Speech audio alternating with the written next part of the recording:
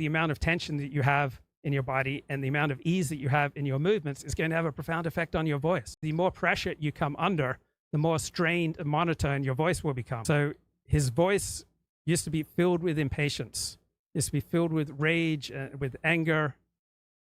Right now, his voice became level.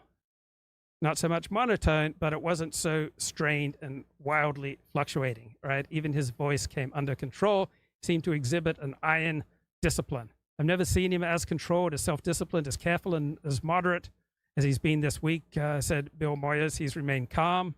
He's careful to sort through his feelings and his reason and his thoughts. He's been good to work with. He used to thrash around and blow his top so often. Seemed like he had a clock inside him with an alarm that told him at least once an hour that it was time to go chew somebody out. But he hasn't lost his temper once since 2 p.m. last Friday. That was when you got the public announcement that JFK had been assassinated. So all these reporters and political insiders who had seen Lyndon Baines Johnson at his most insecure, his most flailing, his most cantankerous, right, just constantly erupting into tantrums. And now he's under the immense pressures of a new job.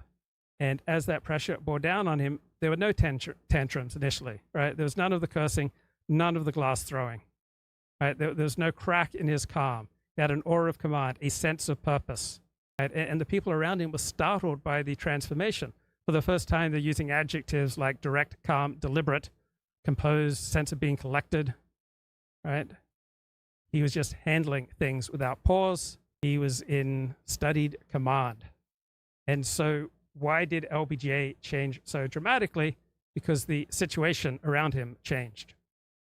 Right, here's a new book that I've started reading, How Woke Media is Undermining Democracy. Yeah, I was doing a lot of reporting in the South during the Trump years, and what I found there really surprised me. I had been led to believe that I would go down to the South and find this bastion of racism. I had Trump derangement syndrome. I thought that everybody who voted for him must have been, a racist. And but what I found was very, very surprising, which is that a lot of the nation had moved past the racial binaries that we lefties, we New Yorkers, we overeducated elites like to believe still exist across the nation.